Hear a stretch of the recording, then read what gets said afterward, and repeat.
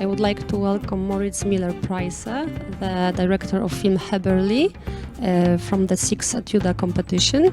Hi, hello Moritz. Welcome. Hi Marta. To Hi, good to see you. I would like to ask you, like maybe obvious question, how did you come across Mr. Haeberli, Adolf Haeberli? Yeah, there was a very coincident in life. I was in St. Moritz in Switzerland for a workshop for journalists. Then I walked around the city of St. Moritz, and yeah, right in the middle of it, I saw Mr. Haeberli's very strange looking house in between all these luxury 5-star hotels. And I really had to know who is living there. So actually with another journalist, we knocked on the door and then we met Mr. Haeberli. So that's all the story behind it, actually. Because as we could see in the film, this place is a little bit messy place. Could you tell me about the shooting in such a place? Did you have any problems with it? Yes, I mean, because we shot mostly everything on a tripod. So we needed actually some space for the tripod, and it was not very easy oftentimes to find a spot for the tripod in Mr. Haeberli's house, because he literally has a lot of piles of newspapers. So we had to improvise a little bit, and there were only some certain positions in his room and in his rooms that we could use for the tripod. So before shooting the film, how many times or how long have you been visiting his place and you talked to him? So after I met him for the first time, it was just a short conversation.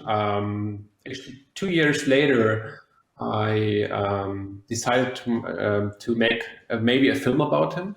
And then I went out again to St. Moritz and actually spent with him 4 days. And then that was enough for me to decide, yes, I want to make a documentary about Mr. Haeberli and his life.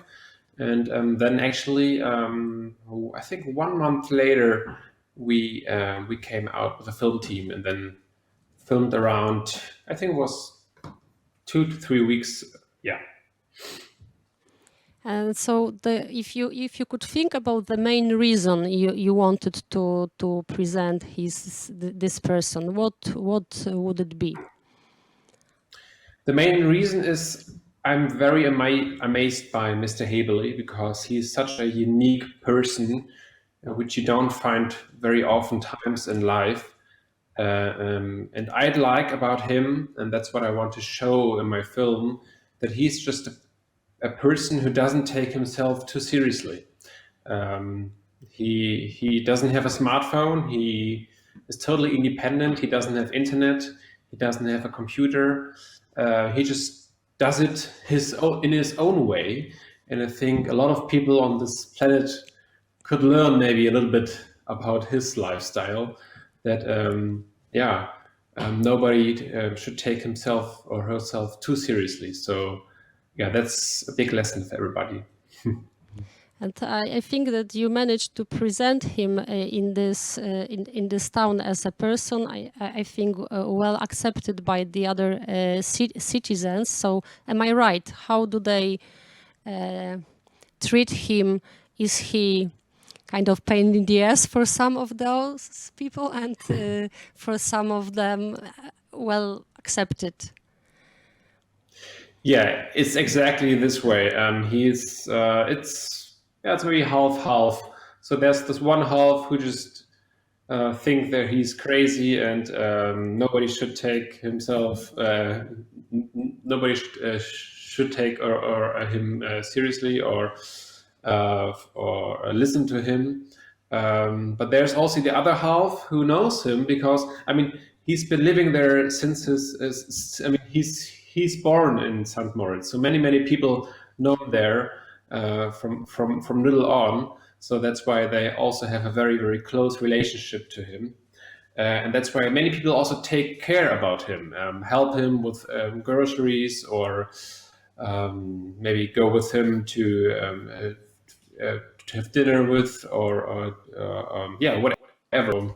It's half-half. So, do you think that how to say, he's safe in his place? Because sometimes when there is a building or area that is worth a lot of money, there are so big pressures that that sometimes this person cannot live like a peaceful life. Do you think that in St. Moritz, he's safe, kind of? I think he's pretty much safe. I mean, there's this funny fact that the police, the community police, is right next to his house. I mean, it's very close. So he's got a lot of contact to them. But on the other hand, St. Moritz at all is a very, very safe place with least criminal statistics in whole Switzerland, I guess. And to the fact, I mean, Adolf is still a very, very, very high intelligent man. There were also a lot of people already trying to sell, to buy his house, but he always declined because he always knew what this person was thinking of and wanted to have, actually. So yeah. I would like to ask you about the school, the University of Film and TV in Munich. We know that in Germany you've got plenty of film schools, great film schools. How did you choose your school? I'm actually from Hamburg, but I chose the Munich Film School because I've heard a lot of good things about the Munich Film School, especially in the documentary section. I think documentary section is kind of special to have a good one. And yeah, and actually just the city for it. Munich is not too big, not too crowded. And it's just a village, a very pleasant village where you can have a good life with your film students, with your fellow students. Yeah, and it is this way because I really like this my film school. It's really a great film school, great film course, so many possibilities, so many great teachers, also master classes and hosts. Yeah, all in all, just perfect.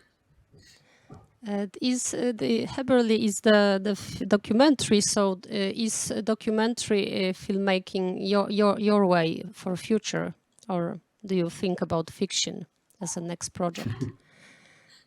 I always thought about fiction because I always to mix documentary and fiction if it's possible, if it's good for the story. But yeah, my way is totally the documentary way because I just like to catch the real stuff out there because there's so many stories out there. You just have to get them, and many things happen so often by coincidence, and that's just the greatest feeling when you're in the cinema and watch a documentary, and then you walk out of the cinema and you know, yeah, that's real. It's out there. And is a documentary film in Germany the popular? Have you got audience for documentary films? It's okay, I would say. I mean, with the public broadcast stations, it's getting better and better. But yeah, the focus in German documentaries it's still more on the daily TV documentaries. I would say the more low quality documentaries, which are not being screened in the cinema. But with streaming and so on, I would say, yeah, it's getting a bit better. But what is actually the best thing is that all these documentary film festivals, they're growing. I mean, especially Doc Munich and Doc Leipzig, the visitors are growing from year to year. So this is a very good sign. But there could be much more done when seeing documentaries in German TV, especially in the public broadcast. Can you tell us about your next project plans? What's in your mind? What would you like to do now? What would you like to make? Yeah, right now I'm working on my feature film, my first feature documentary film. It's actually also my diploma film from my film school. And it will be a portrait about a young gay ex-Mormon family in Utah in the United States who is adopting a child right now. And I want to follow them throughout their next year, how they manage this very special patchwork family they have, together with actually the ex-wife of one of them. So it's a very special, unusual family construction. But this is documentary or fiction? I haven't heard. This is documentary. This is documentary. Yes. Oh, this is very They're interesting. real people. Yes, it's interesting. Okay. So good luck with your next project. Thank you for this meeting, and I hope we can meet one day in Krakow, maybe with your next project. Yes, so thanks a lot, me too. And have a nice afternoon. Thank you. Hello from Krakow, and bye. Thank you, Marta. Bye-bye. Bye-bye.